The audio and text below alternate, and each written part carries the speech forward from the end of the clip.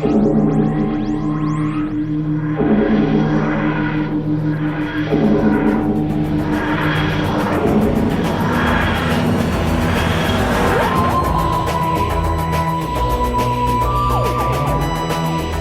Who fans, and welcome to the Big Blue Box podcast. My name's Gary. My name's Adam. My name's Maria. My name's Matt. And my name's Harry. And welcome to the February Roundtable. Yay!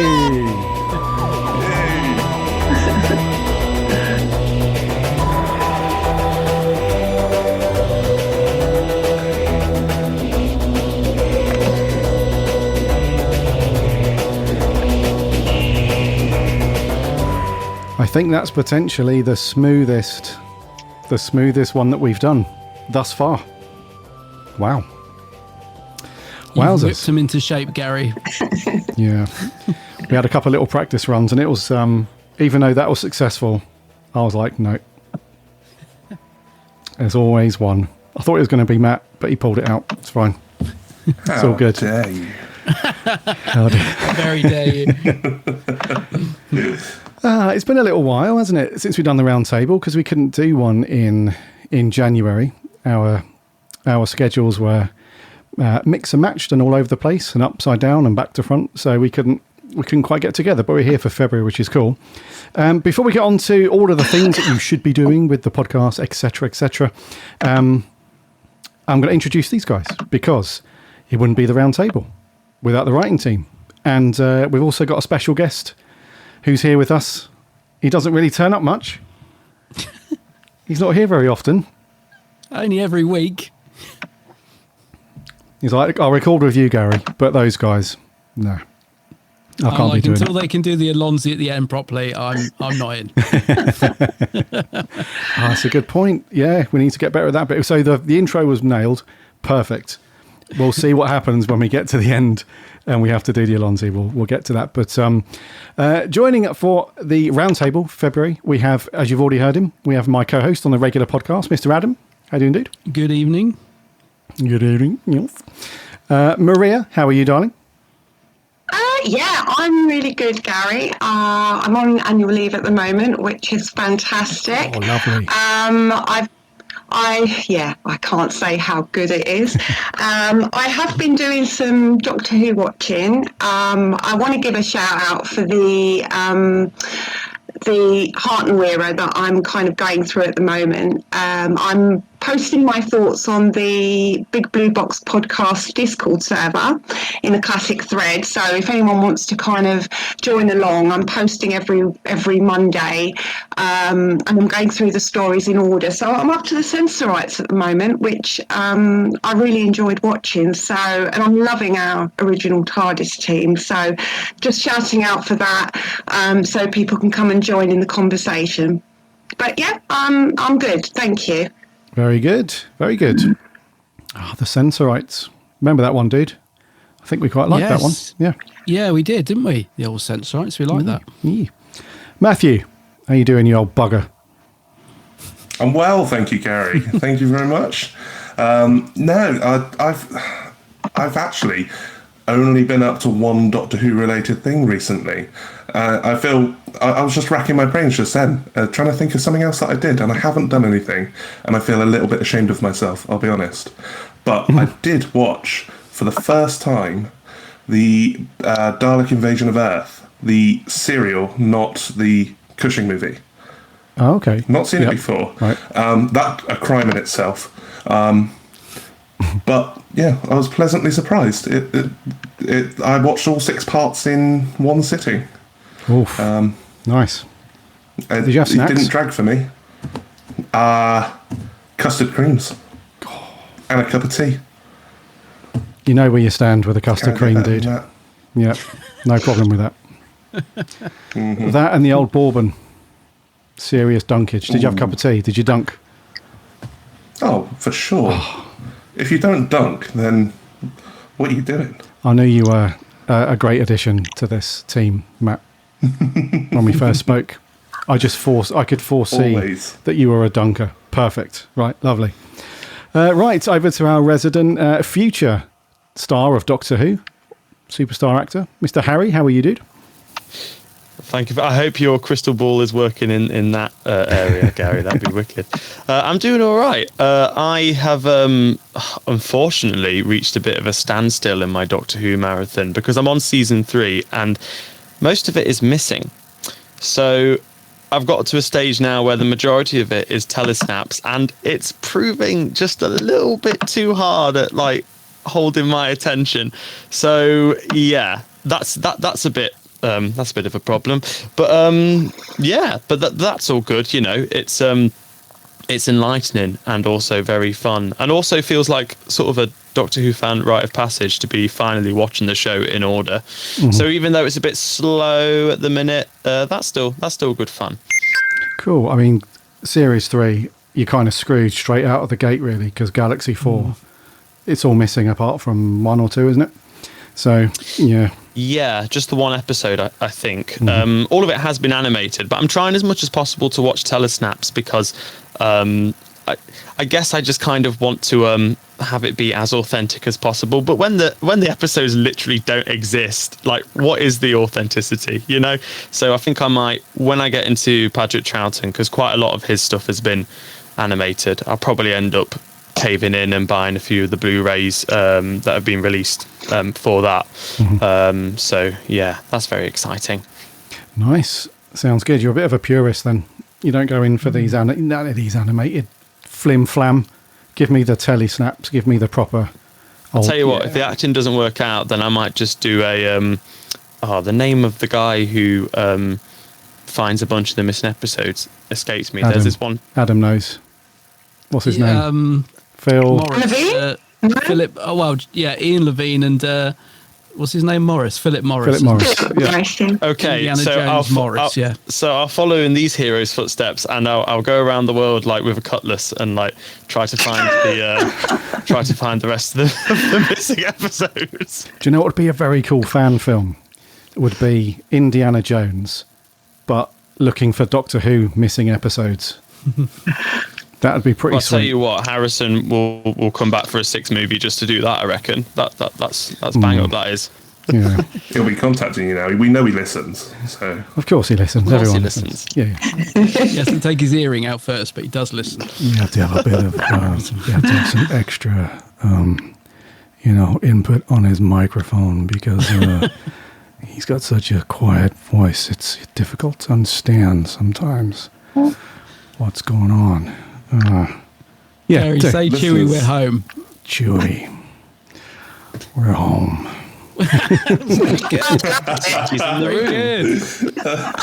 I don't waste my evenings. Harrison's just joined us. I tell you, it's like he was in the chat. He was in the room, wasn't he? Just for a second.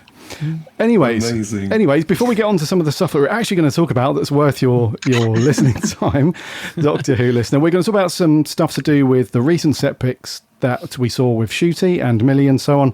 Talk about his new outfit, talk about some of the stuff that's potentially coming up in that Christmas special and the specials themselves, some of the things that we want to see, some predictions, that kind of thing. And then if we've got time afterwards, we might do a bit of a Q&A.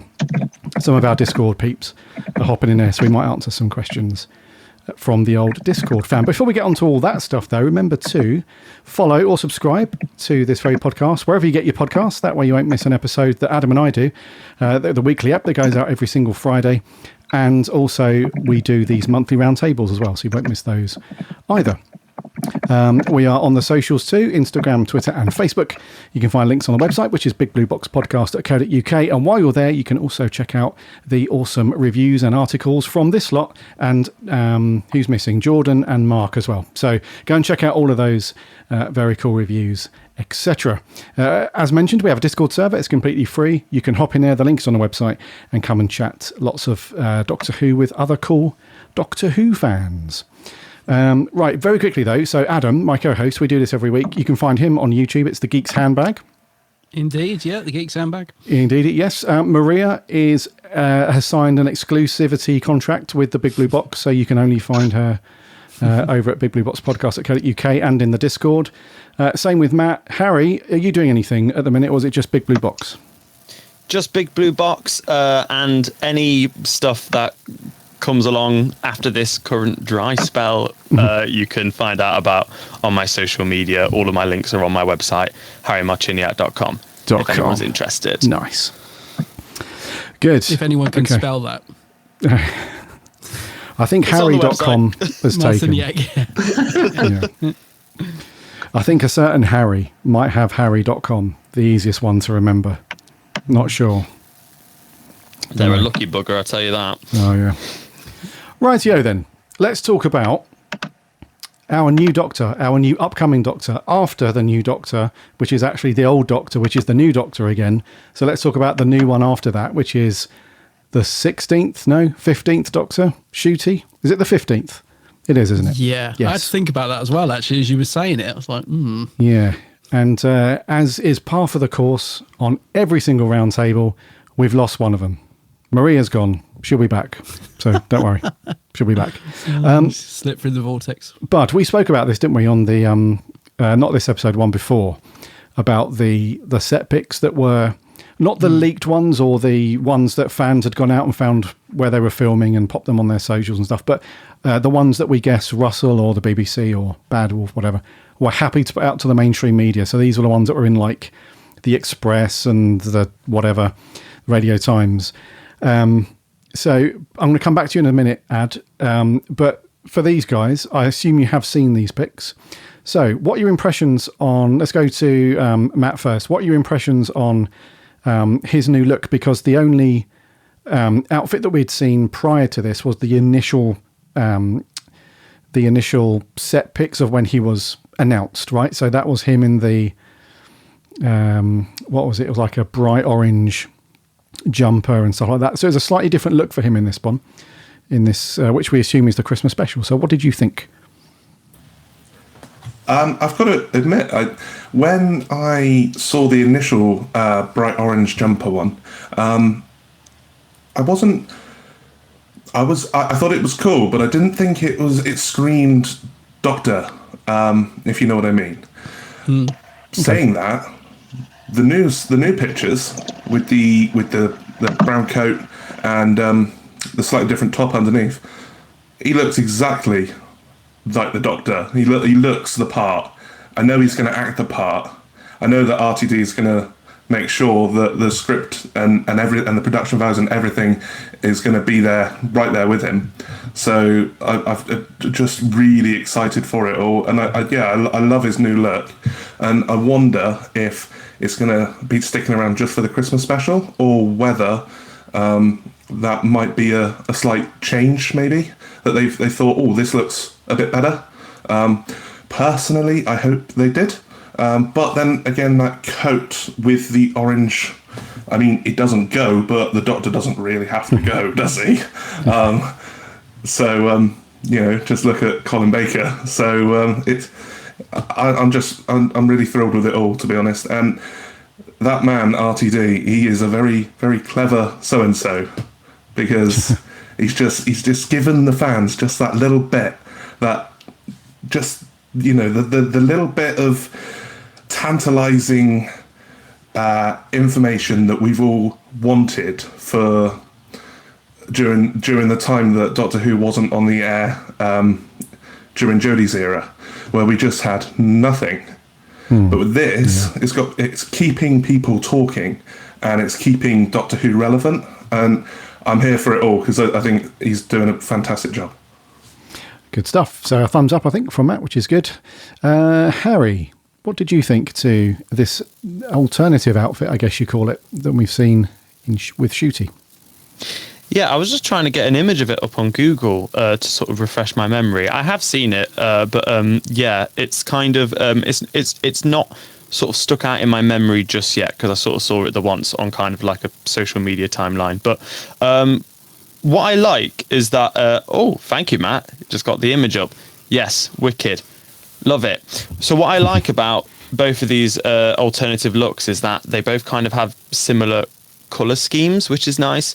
What I like about the variations in, let's say, the 12th Doctor's costume is that, or the 10th Doctor's costume, is that there was kind of like the basic shape of the costume or like, you know, the fundamentals, but there were like subtle differences, and that's what made it kind of interesting.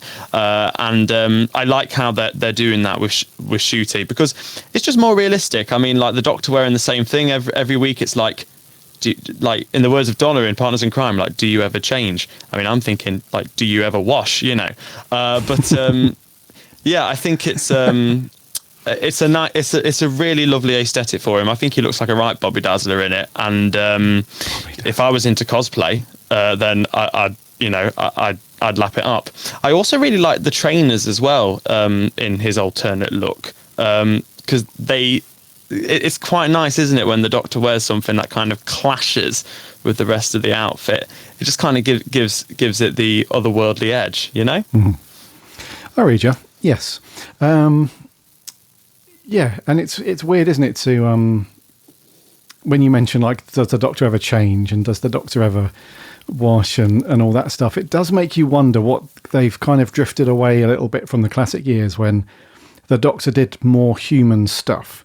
Like the Doctor slept and he had cups of tea and he ate and all that stuff. You never see that in Modern Who anymore, really, do you? Like, I don't know. Ad, I was going to ask you, I know we've got your thoughts already on what you think of the new outfit and stuff, but do you think this is perhaps something that we'll see more often with this Doctor swapping around with alternative costumes? Or do you think it will be like, you remember the David Tennant years when 95% of the time it was the pinstripe suit with the brown coat, but then every now and then he'd rock up in the blue suit, but it was just very like few and far between. Do you think it will be like that, or do you think we'll have a bit more of a varied wardrobe? I don't know, because it is quite different to what he was wearing in the initial publicity still. I wonder if they are going to mix it up quite a lot, which in a way would be interesting, because it'd be fun to see the Doctor wearing different outfits, every story or every couple of stories. But I kind of agree with what Harry was saying. I like it when they sort of keep a running theme and just sort of change bits, one week to the other, if you like. So like you just said as well, Gary, with Tennant and the blue and the brown suit, it's a very similar suit, but it's just the change of colour, and it just, when you see him on screen the following week wearing something different, it just makes you go, oh, it just wakes you up a little bit. And I think it's one of the things that was a shame with Jodie, is that they really didn't change her costume up much at all. I think there was a couple of variations on her t-shirt, but I think that was pretty much it, apart from the blue coat, of course, which we hardly saw used at all. It was only really used for the alternative, like 30th Doctor, and it looked so good as well. I liked the blue coat. So I think it would be nice to see him wearing something different. I'm not too bothered if they really mix it up a lot. I think that will be interesting, but yeah, I'd kind of like it to be like that thing of having a slightly running theme, like maybe if they're just keeping the colour scheme going between outfits, or I don't know. But I agree with these guys. I think I actually prefer the long coat look.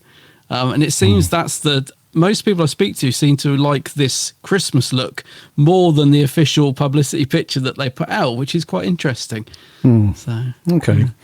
Yeah, fair dues. It's definitely got the colour scheme they've gone for, intentional or not, is definitely more of a, what's the word, I guess? An autumnal look, I think is the best way to put it. It's like very orangey, browny sort of thing. It's going to be an awesome Halloween story, whichever one they get around to, millions of pumpkins everywhere, whatever. It's going to be cool. Anyway, Maria, do you like Shooty's new look, yay or nay? You've left yourself on mute. There you go. Sorry about that. There you go. Sorry, Gary. I got myself unmuted. Never a podcast, never a round table without some kind of issue. I liked the original actually check suit that he had, because I thought that was quite smart, and I wasn't too sure about the orange t-shirt or top that he had underneath, but I actually liked that kind of suited look that he had initially when they were first releasing the pictures, because I think it was quite a statement. Saying that, I do love that leather jacket that he's got on in the Christmas special. I mean, that's going to be an iconic kind of jacket for people to cosplay with. So that's going to look fantastic. I think Adam's right about the autumnal kind of scheme for him. I mean, it could be it's a running theme throughout the first series that he has. It could be that they're just having fun with him, with his look at the moment, because he is quite photogenic as an actor. I mean, he does look fantastic. He does photograph really well, so it could be they're just having a bit of fun with his look at the moment until they settle on something else. But yeah, I like the look. I think it suits him. I mean, he could probably look good in anything, to be honest. But yeah, I do like it very much, and I like the colour scheme as well. I mean, it could settle down and be those autumnal themes, autumnal colours eventually. It'll be really interesting to see what they do with his first series and whether he does have a different costume every story. It'll be really interesting to see. Interesting. I can't remember if this is the case or not. You guys have to remind me. We saw a slight variation in Matt Smith's costume over the years. Did we see anything with Eccleston? Did he have an alternative one? It's a bit like Jodie. He had different T-shirts, didn't he? He had like a brown and a dark blue, did he, or something? Not much, though, was there? Hardly any variation. Yeah. Oh, the jacket was always the same, wasn't it? Yeah, I'm pretty sure the jacket stayed the same, and the trousers or jeans, black jeans. Yeah, you're right. It was a green one, wasn't it? It was a green and something. Anyway, yeah, I think probably out of all the modern Doctors, he's the one that remained the most consistent, I guess, in terms of his outfit. Is it an outfit or a costume? A costume to me makes it sound like it's gone to like the Halloween shop down the road and asked for a costume. It's an outfit, I guess.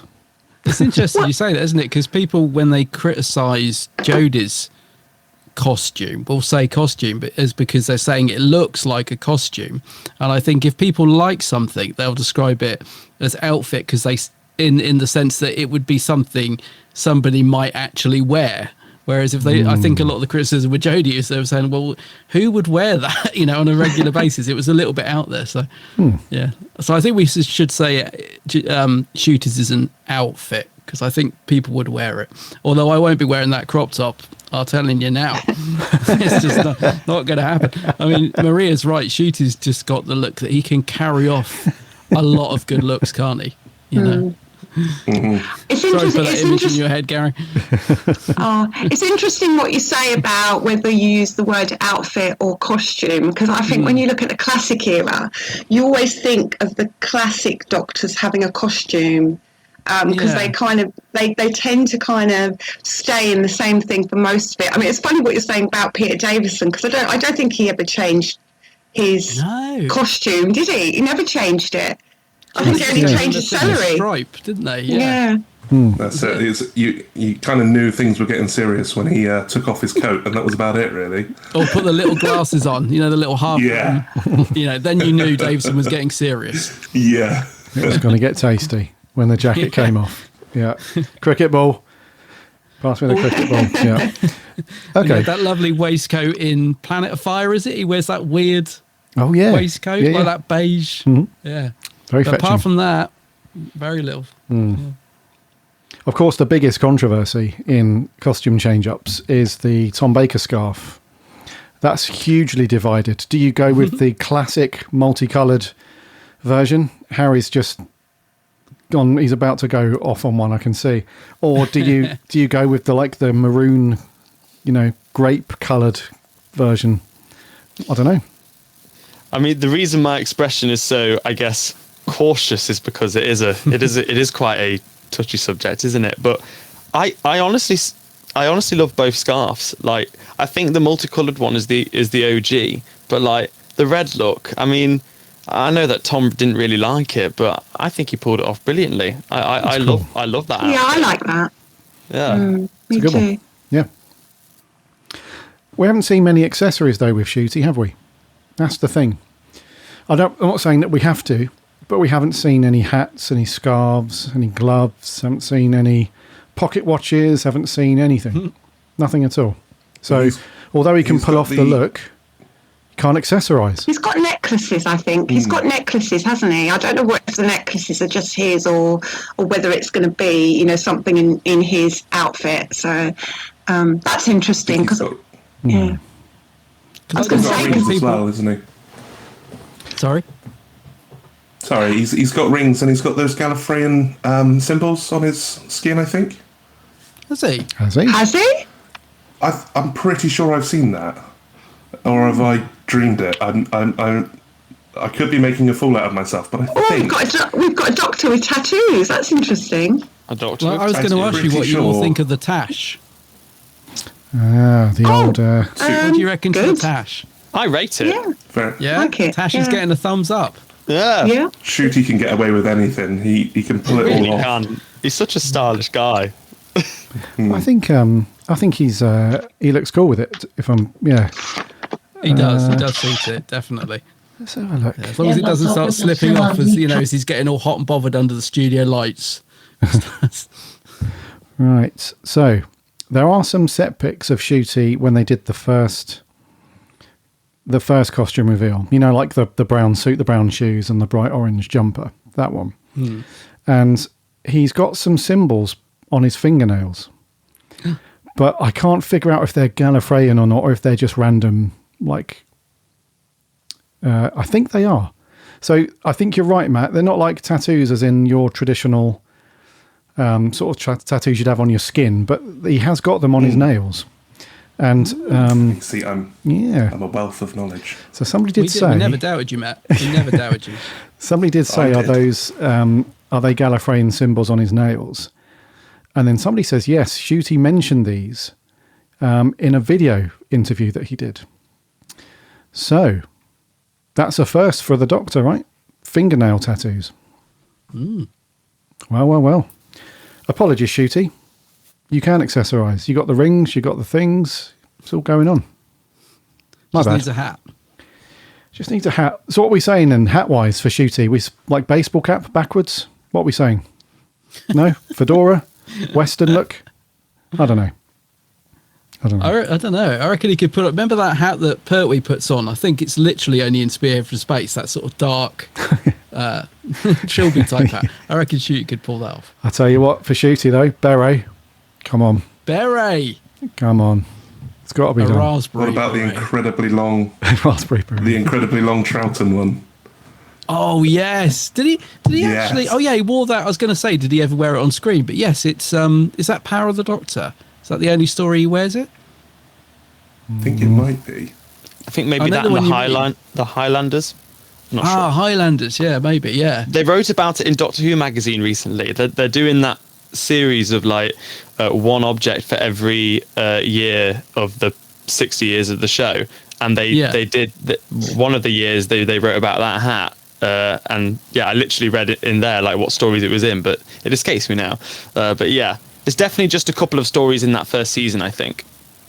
I've got two Absolutely. pictures in my head. There's a tall hat, and then there's this sort of crumpled, or is it the same hat? I don't know. I think I know the one you mean though. Yeah. It's been run over, but he still put it Yeah, on another. it looks like it's been trampled by a Dalek. Yeah. Before we get on to some of the stuff that we like to see in the upcoming specials, did Troughton ever change his costume? So Hartnell did. He had sort of waistcoats and stuff, Yeah. didn't he, Hartnell? Troughton, Pertwee definitely did. He was just like, Yes. I'm filming Pretty much it. every scene. Yeah, exactly. I'm filming this week. I'm off down to the tailor's. I'll be back momentarily. Oh, God. Velvet bloody suit. What colour this week, John? Never you mind. I'll be back in a little while. But I can't remember with Troughton if his costume changed, other than the hats, of course. Not in my I don't know. mind, but I might Can't be remember. wrong. Can't He remember. I don't think he did. No. Doesn't. The only time, and it's not really him, is it? The Enemy of the World would be sort of the only time I guess. Yeah. when he had his doppelganger of such. Yeah. And he did regenerate his clothes, didn't he? Because there was a big fuss about the fact that the 14th Doctor regenerated his clothes when he went from Jodie to Tennant. But, you know, the first Doctor, when he regenerated into Troughton, the clothes changed. So it's not like a first. But yeah, I don't know if they actually changed after that. Interesting. That is very interesting. So Troughton and Davison, no interest in changing it up a bit. It's just Having a wash. Davo, do you want to change us a bit? No. You sure? Yeah, yeah. I'm going to be done with this show anyway in a matter of weeks, so it's right. Change that celery. Don't bother. Let it wilt. Steady. Put some water on it. Steady now, you lot. Come on. Very naughty. Right. Let's go to Harry first. Harry, Yes. tell us a couple of things that you are hoping to see, and it can either be the upcoming specials with David Tennant, those ones with Catherine Tate, that stuff, or it could include the Christmas special that we've seen, the very set pics that we've spoken about with Shooty and Millie and so on. Just in general for the rest of the year, what are you hoping to see in? What would be make you smile watching Doctor Who? Well, I mean, I'm kind of... So when I imagine the 60th anniversary, similarly to when we were anticipating the 50th, I was thinking, I want to imagine all these things, all of these different Doctors and all these different monsters and all these different cameos and stuff. But I'm conscious of the fact that we only have 3 one-hour episodes for the 60th, which is more than the 75 minutes we had for the 50th. But at the same time, you know, we don't want it to become overcrowded. We don't want to, like, Flux Chapter 6 situation where it just seems overstuffed and incomprehensible. But I really, really, really, really want to see all of the surviving Doctors in there. I know that we had the majority of them for the Power of the Doctor just gone, but I just want to see Matt Smith rock up and Peter Capaldi, even Jodie, and dare I say it, Christopher Eccleston. I mean, I know that we're shaking our heads, but it would just be amazing if they like pulled the wool over our eyes. I mean, come on, the guy said he was never going to do conventions and he was never going to do Big Finish. I mean, surely the next natural step, like the crescendo, is he's going to be in the back of the TV show. I don't know, maybe that is wishful thinking, but I think primarily I just want to see more than just David Tennant. I mean, I love David Tennant, and the fact that he is the current Doctor again is, you know, wicked. And having the same actor play 2 different incarnations is a really interesting idea, which I like, but I think it would be a shame if the 60th was just a Tennant-centric thing. That wouldn't make any sense, because you're celebrating 60 years, not just the 5 years that he was a part of it. Okay. Oh, but we have Beep the Meep. It's just like, no, that doesn't cut it. Doesn't cut the mustard, yeah, I read you. Yeah, didn't Matt Smith say in the last week or two that he's not going to be in it? I mean, I think he's just... anyone who's denying it, like Matt or Peter, I think they're just doing an Andrew Garfield No Way Home type thing. I'm convinced of that. I would be very surprised if that's not what they're doing, because they say, you know, like none of the second special has been in any of the trailers, and you know, the background of Shooty in the trailer was you know, falsified. Like, you know, there's, even though RTD's been like really open, there's still a lot of secrecy around it. So I wouldn't be surprised if they're trying to pull the wool over our eyes. They know what they're doing. They know what they're doing. He says with a nervous chuckle at the end. Yeah. I mean, I don't know. You never know. I mean, I'm conscious of the fact that maybe I might listen to this like later on down the line and go, "You were wrong, Harry. You were so wrong." But yeah, we'll see. Okay, cool. Matt, what are you hoping to see, dude? I'm really looking forward to the 60th specials. I grew up, well, technically my first Doctor was Eccleston, but I fell in love with Doctor Who from the word go, but really when David Tennant came aboard. And yeah, favourite pairings for on-screen Doctors are David Tennant and Donna, so and Catherine Tate. So it's an absolute joy to see them back, and I'll cherish every 3 hours all 3 hours that we've got. Saying that, I really, really am looking forward to Shooty's series kicking off, and new companion, new era. Can't wait to see what they're doing with the TARDIS. I know that they, I think they were saying in an interview with somebody to do with production that the TARDIS is, it might have been in the Doctor Who magazine, that it's absolutely impossible, and they couldn't quite believe how insane this like concept was, and they had to almost get it as insane as possible but within budget. So I'm so excited to see what they do there. Really though, I just any more Doctor Who, I'm just excited to see any of it and all of it. You're just ready. You're ready for it. Yeah, I read you. Always. Before we move on to Adam Maria, Maria catfished us. She was like, I don't know about Troughton's outfit. I don't know. Probably the same in every episode, to be honest. And then in the chat, she's just put in a very detailed description of the changes. And so she catfished us. Nice. So apparently... In my defence, Patrick Troughton's era is in black and white, so I couldn't have told you that it was a different costume.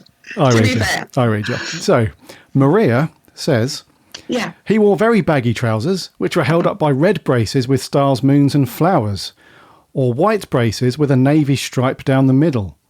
In his first two stories, the trousers were orange and black, 2-inch check. Later, he wore brown houndstooth trousers. These are very colour-oriented, like, costumes, considering it was in black and white. Cheers, Maria. Sorry, Mr. Troughton. Okay. That's okay. I'm just thinking how similar the colour scheme is to our upcoming Doctor, because it's talking about oranges and houndstooth trousers. So there's probably a bit of throwback to the classic series as well. Nice. Geeks. Well, yeah, I got to agree with Harry a little bit that I do, as much as I love Tennant, I don't want him to carry the whole 60th on his shoulders. I'd like to see some other familiar faces to celebrate 60 years. I mean, I would love Matt. I just would love to see Matt back on screen. I adore his Doctor. I just think just to see him burst onto our screens and surprise us would be mind-blowing.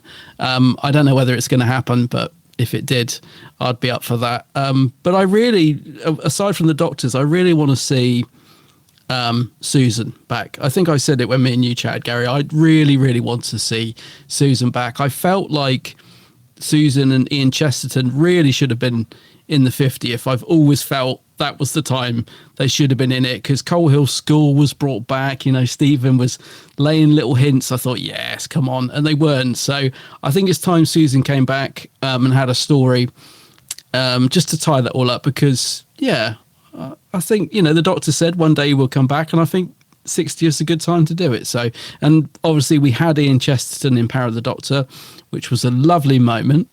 But yes, I want Susan to come back, and I would like to see Matt Smith and, dare I say it, Peter Capaldi, but they're less likely, I feel. Yeah, I read you. And Eccleston, I don't think he's even... I don't think that is going to happen in a million years. Not, but because of, the way that he spoke about RTD in interviews, fairly recently, has been quite cutting, and I just cannot see that happening. But I'd love it. I mean, it'd be great to see him rock up, wouldn't it? But yeah, put the old leather jacket back on for one last spin, but doubt it. It's a shame, isn't it? It's a real shame, because there's so many falling outs over the years with not just Doctor Who, but loads of things. And you just think, for God's sake, just... Because if you think about it, there could be some amazing stories for Eccleston to pick up, and some little bits to fill in some of the gaps around his series and stuff. And if they can just, I don't know, it just, like, Russell T Davies always comes across like pretty forthcoming with, like, look, I've got no problem with Chris. This happened, I'm over it. If he wants to come back, thumbs up, everything's cool. But when you hear, sorry, Eccleston fans, but when you hear Chris Eccleston talk about it, he's just a miserable old bastard, isn't he? Like, all the time.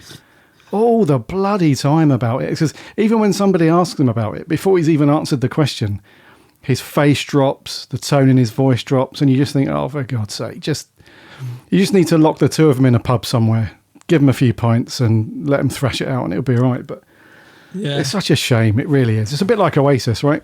Oasis, those two, they could be like, Oasis are still one of the best bands in British, indie kind of music. Just sort your beep out and go and headline bloody Glastonbury. Make a few quid, make their fans happy. Just because you've got a bit of a mard on, just go and sort it out.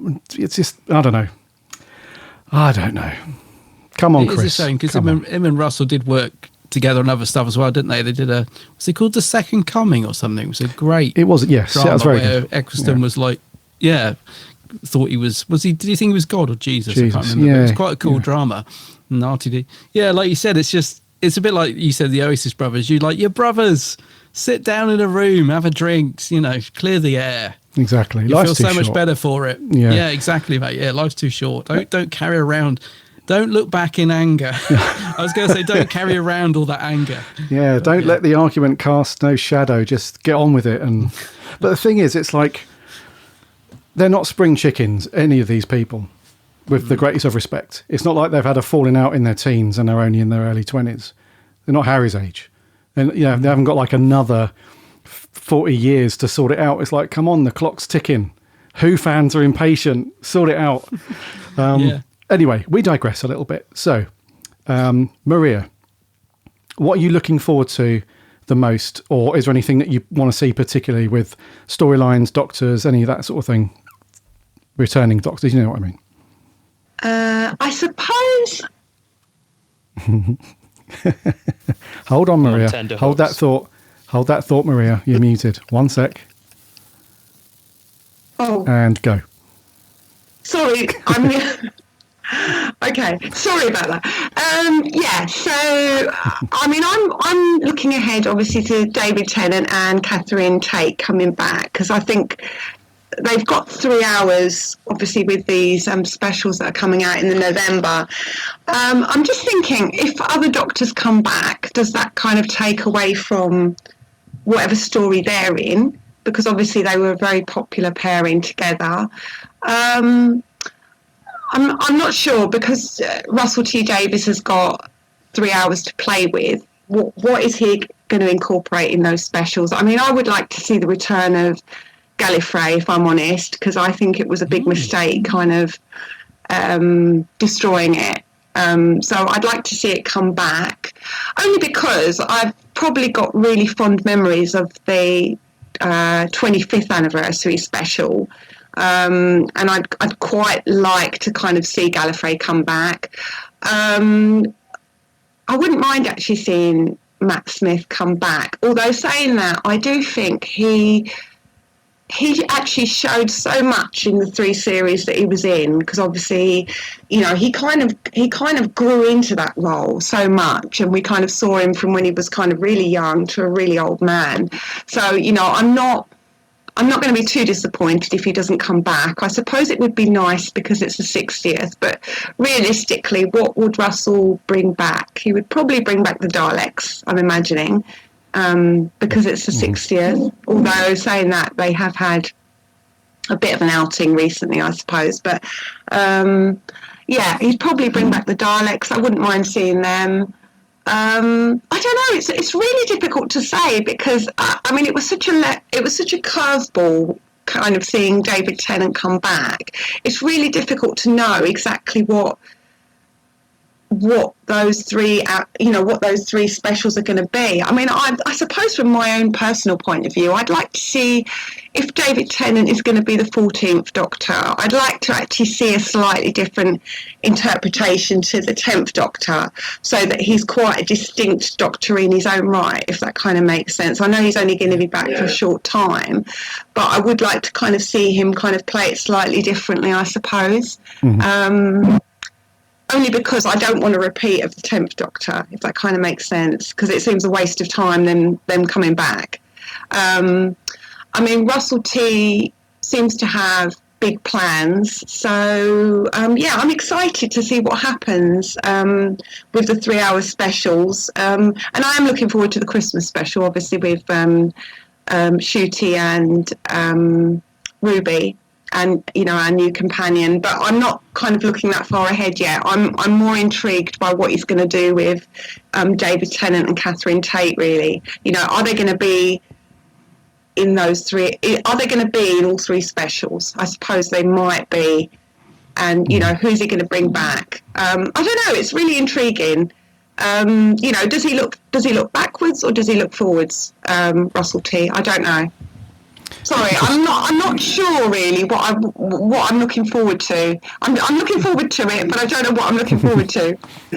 I read you. Yes, it kind of links into a question that we had on Discord from Starscream759, and he says, "Are you looking forward to the next Doctor after the 60th anniversary?" So I think, in a nutshell, we are. We are all looking forward to that. I think that's starting with the Christmas special, and then onwards into 2024 and whatever goodness we get from that.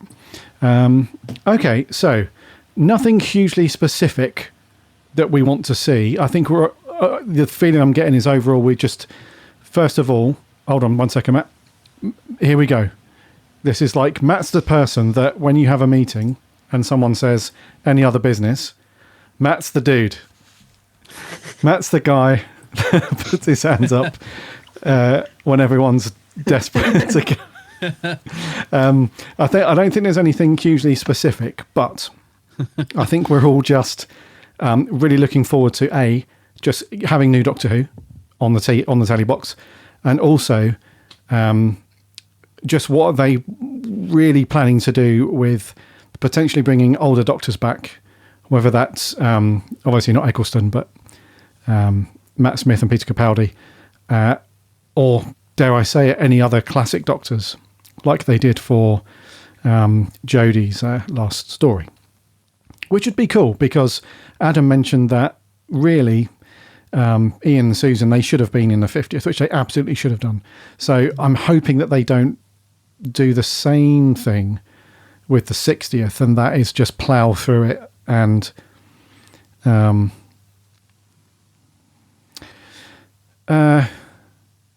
it's difficult, isn't it? Because I remember when Moffat was interviewed about it loads of times after that went out, and everyone said, why didn't you include the classic Doctors in the actual runtime? Forget the 5-ish Doctors and all that they're involved in some capacity, but why weren't they featured in the actual story and stuff?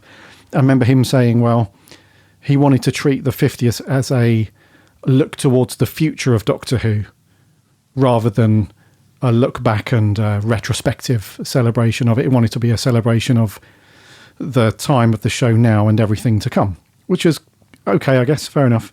However, it did feel like we were shortchanged just a wee bit because... Anyway, so in the 60th, perhaps one last time, some of the classic Doctors will don a costume or an outfit and rock up. Who knows? I'm surprised no one's mentioned McGann, actually, because you just talking about the 50th made me think of that little afterthought that Moffat had, wasn't it? It was like, oh, yeah, we could do that little McGann story. It was a very, the 11th hour thing, apparently. But yeah, I wouldn't be surprised if we saw McGann, just rock up. Because it intrigues me that he was the only one in his costume in Power of the Doctor. I can't. I wonder why, because it's not like they couldn't afford to get a robe for him. Yeah, sorry, Maria. Yeah, Susan. Yes. Yeah, Susan should be in the 60th. Absolutely, as Adam said. Yeah. Why hasn't McGann come back to a proper story yet? That's what I mean. I think we should see a bit more McGann. We haven't mentioned him at all so far tonight. No, I thought he might be one of the things people said they thought should be in the 60th. That's terrible. Sorry, Paul. But he could be. He could be. Matt, what were you going to say, buddy? No, I am that annoying person that needs to be, put a bit of tape over their mouth. No, you can't ask any more questions. I get far too excited on these roundtables. What I was going to ask, what I was going to say, a little bit worried about David Tennant coming back as RTD has said, in his own right, a full incarnation of the Doctor, the 14th Doctor. Isn't it just a little bit sad that he's only going to have 3 hours as the Doctor? A whole incarnation of the Doctor is only going to last 3 hours. I know it's kind of... It's not as... what's the word? It's not as, time... I'm struggling for the right word. It's not as important now that Jodie, the 13th Doctor, their story with the Timeless Child has said that, there's no limits to the regenerations. So I guess it's taken away a little bit on that, but I still feel a bit sad about it. Every time, Matt. Every time. On the round table. What have I done? You mention the timeless flipping child. Every time. I like it. Right, Well, let me just make a quick note I like here. it. Future round tables. No. Don't Matt. invite Matt. I'm just No. unfriending him on Twitter Yeah, and TikTok. Yeah. Right, so, no, I don't think that's an issue, to be honest, buddy, because... Let's face it, I think David Tennant is the second longest running Doctor. I think. Please correct me if I'm wrong, but I think he is, after Tom Baker. I think. Perhaps. I think. So, we've had lots and lots of David Tennant over the years. So the fact that he's back for a few hours, I think is... I know you're saying it's specific to this particular regeneration and this particular version of the Doctor that he's going to play. Yes, you're right. It will only be, in relation to the bigger picture, it will only be a very short time. But I think everyone's used to David Tennant now and his take on the Doctor and stuff. I don't think it's going to be we've only just warmed up to you after 2 hours and now you're going sort of thing. I think everybody knows, unless they do something very, very quirky with this particular regeneration in terms of multiverse stuff.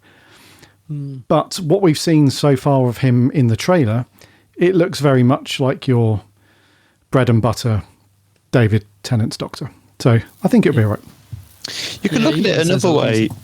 You can look at it another way as well and think, there's a lot of opportunities here for extended universe stuff. I mean, we already have the comic strip in Doctor Who magazine, and I mean, David loves doing Big Finish, so I think they're almost certainly going to do a 14th Doctor Big Finish series. I mean, how they would distinguish it from the 10th Doctor stuff is that's I suppose, the interesting dramatic question there. Like, what kind of stories would you tell that wouldn't just be also the 10th Doctor adventures, But yeah, that's all very exciting. Yeah, Big Finish all over it. They've written 50 stories for this incarnation of this Doctor already. They're all over it. Okay, interesting stuff. So we have one more question on the Discord. Let's answer that before we wrap up. This is from Doc Haunt, and it says, considering the representation from the comics in the 60th, can somebody fill me in on what's going on with the comics, please, dudes? He says, are there any Big Finish only monsters that you would like to make the jump to screen? Matt already knows of one. If it's anything to do with the Timeless Child or anything to do with the Drashigs, you can get out of this round table. The Drashigs.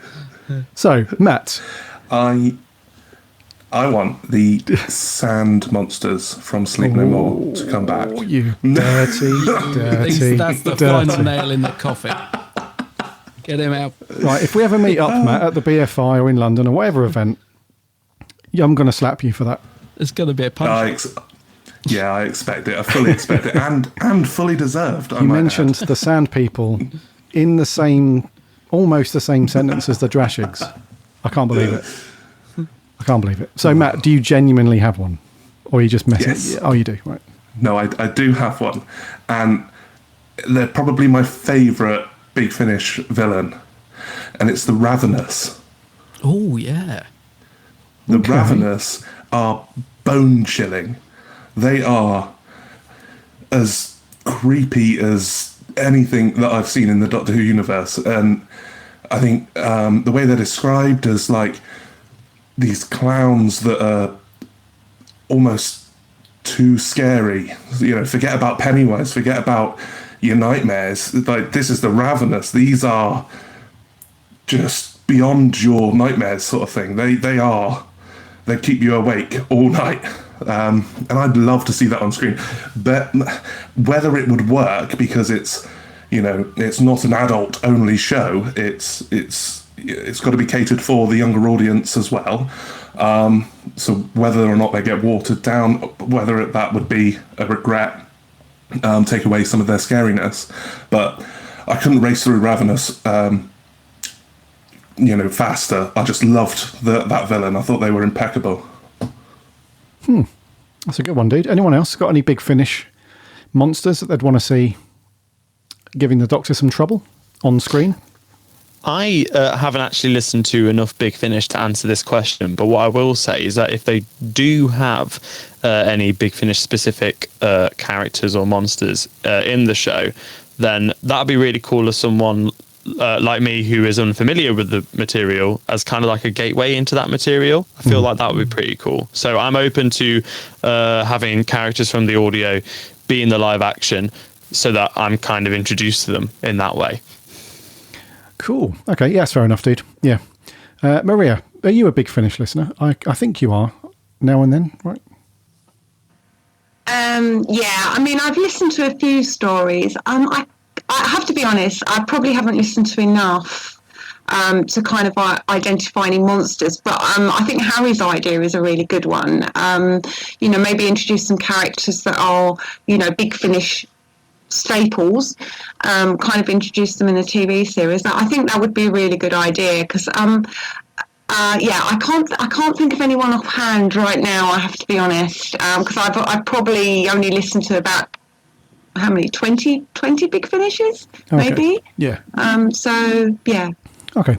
Sorry, I'm not a good person to ask on this question. No, that's cool. I think, are you sitting on one, Adam? I can't know if you're mulling one over or not. No, I was just thinking to fair play to Maria, because Big Finish do, they do have some original monsters and villains, but they also, a lot of their audios use monsters that we've already had. I mean, they've done a billion Dalek stories, and they tend to use like the Crotons and bring back monsters we've already had. So I was actually struggling to think of an original one that they've made that they could bring back. I mean, the 11 sprang to mind because I think he's such a great character. And Mark Bonner, is that the actor's name? Mark Bonner? Yep. I think so. Yeah, is a great actor. So he could transfer very nicely from audio to screen, and I think I can imagine him being really creepy on screen and playing that part really well. The only thing is, I'm not sure where the character of the 11 is in terms of Big Finish stories at the minute, because I think, I don't know, they may have already wrapped up his story, if you know what I mean. But he would work very well, I think, on TV. Be a very creepy character. What was the first part of that question? Was it something about the comics? So the question was, considering the representation from the comics in the 60th. So, okay. Yeah, so I think this is something probably to do with the storylines or characters that have been announced from... who's the company that manages the comics of Doctor Who? It's Titan Comics. Yeah, Titan. Yeah, so they've probably Are they referring to like Beep the Meep maybe? Because he's from a comic. So Beep the Meep and the bug guys. I don't know what they're called. They're from, is it the Iron Legion? Does anyone know? Because I'm like you, Gary, I'm not overly familiar with this, but I know that was it a Fourth Doctor comic, the Iron Legion? Yeah, I think so, from that time. That seems to just stick in my head. So I think Beat the Meep and the bug-eyed monsters that we've seen in the trailer are from that, which I like because it's really obscure, but I do like the fact that Russell has plucked them out of that comic and brought them to screen, but that's about as much as I know about it, really. Right, I read you. So so basically what Doc Haunt is saying is, I think you're absolutely right. So are there any, considering that we've had some characters pop up in the 60th that are picked out of the comic specifically that weren't in the TV show, I think it's a similar question, like are there any monsters or aliens specific to Big Finish that you would like to see, plucked out and popped in. So yeah, Big Finish is always a strange one, isn't it? Because as we've said a billion times over the years, dude, there's just so much content to even think about. Like we're going to have to do a podcast series on like where do you start with Big Finish, and recommending a whole bunch of stories, because we're no experts ourselves. I think you've listened, out of all of us, Ad, you've listened to probably the most. I mean, I've listened to, close to 80 stories, I think, for me. And that's nowhere near like the whole output. So we'll probably get onto that at some point. But that's a great question, Doc Caunt. I think the only one for me, it would just be a complete funny, hilarious thing. And they're not really monsters as such, but one of my favourite stories from Big Finish is the 8th Doctor story, The Chimes of Midnight. And great story. It would be awesome to just drop Shooty's Doctor into the possessed house with all the characters, knocking around. Christmas wouldn't be Christmas without your plum pudding, Mrs. Bagley, all that. It would be great, because it's such a hauntingly scary mind mess up of a story, that one. And I think if that was done well, that would be really good on screen. That would be a real Twilight Zone-esque kind of very cool story. So, but yeah, like you guys, I can't really think of a specific Doctor Who, Big Finish monster or alien that I'd pluck out. But yeah, good question though. That stumped us for a bit. Have those shifty eyes, wouldn't he? The shifty eyes, yeah. Oh, such a good story. It's a great story. Harry, Maria, if you've not listened to The Chimes of Midnight, the McGann story. Oh, you have? No? I think I listened to one episode of it, but it tends to be the thing with Big Finish where audio drama is not really my favourite medium, and I sort of tend to zone out and then I lose interest. But I'm very keen after I've done this Doctor Who marathon to get into Big Finish. Cool, so in a few years' time, I'll listen to it. Nice one, yeah. So yeah, Maria and Harry, if you can just get through that first bit, it really progresses into it's great. It's a very, very cool story. Pretty creepy. One of the creepiest ones that I've heard on Big Finish, which is good. Okie dokie. Here we go again. Just add that you two were the only reason that I know about Big Finish. That was my first. I listened to your podcast. I think it was 2018. Mm-hmm. And then I said, you were talking about Big Finish. I said, what's this Big Finish? And then I think I messaged you. And that's why I've got into Big Finish. And yeah, I'm so glad I did. It's such a good medium. Their stories, but they're not always... they produce so much that it's not always, outstanding, but majoritively, there's some fantastic stories to be listened to on there. Agreed. Oh, nice one, dude. Didn't realise that we got you into it. That's cool. Nice. Okay. I'm not going to ask this question to Matt. To the rest of you, any other thoughts or anything that you'd like to sign off with? Because we're going to wrap up now for the February roundtable. So, Maria, it's been very cool as always. Thanks very much, Gary. Is it too late to wish everyone a happy New Year? I suppose it is. No, happy not New at all. Year, everybody. Not at all. Do it. Happy New Year, everyone. Sorry. Harry, it's been cool as always. Yeah, it's been great, Gary, and everybody. Thank you. Happy New Year. Happy Valentine's Day. Happy Pancake Day, which was yesterday. Hey.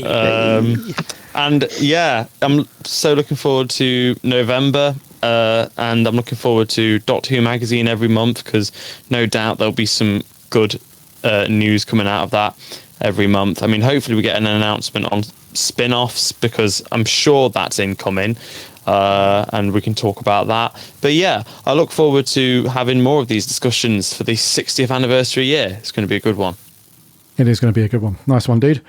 Matt, it's been awesome. Are you sure you want to ask? As always, dude. Thank you very much. Yeah, it's been amazing as always, Gary. Great to have Adam with us as well today. And yeah, I love these roundtables. They're always great, and I always think of questions, and then I'd speak too much and annoy everybody. We don't hold that against you, dude. It's all good. It's all good. Mr. Co-host, Mr. Ad, it's been good to have you here, dude. Yeah, cheers. It has been great to jump in. And actually, I think what you were just saying about, the build up to the 60th, and November sounds like such a long way away, but you know what, without wishing our lives away, it will come around quick. And I'm very excited to sort of chat through with everyone in this room and the other guys as well as we get into the 60th. I think we've got some very exciting months ahead. I really do. I think we're going to have some really fun discussions around the table, even in maybe the next couple of months, as we go through. I think it's really going to start to build up. So I can't wait to just sit around and discuss it. Really can't. I think we've got some good times ahead. I really do. Yeah, well said, dude. Indeedy. Yes. Okie dokie. Thank you very much, guys. Let's run the credits and wrap up the February Roundtable.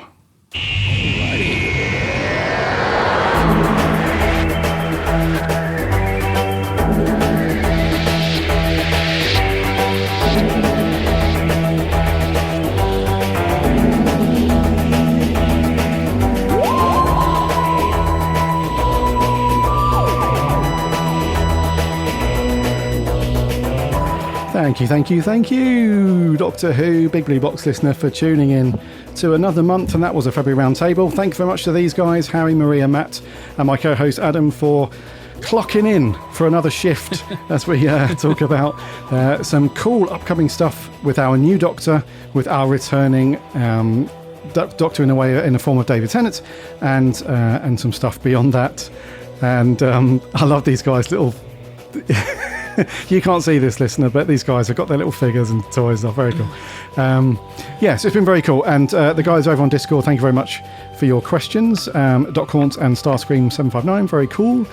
Right, as I said at the beginning, make sure that you are following and subscribing to this podcast wherever you get your podcasts, so you won't miss an episode when it lands every Friday on the weekly show, and then every month for this round table.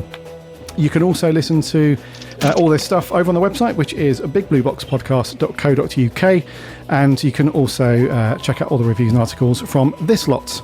We're on the socials too, Instagram, Twitter and Facebook. There are links on the website. Come and connect with us over there as we chat Doctor Who throughout the week, and we have a very cool free Discord server. Hop in there, the links on the website, and chat Doctor Who with a very cool community of Who fans that we've built up over the last year or so come and get involved over there. Check out Adam's channel over on YouTube. It is The Geek's Handbag. Don't forget to remember. That's it. Don't forget to remember. Geek's Indeed. Handbag. Right, so let's do this. Let's see if we can get this good. Let's get a good Allons-y for the. Here we go. Until next week, remember. Allons-y.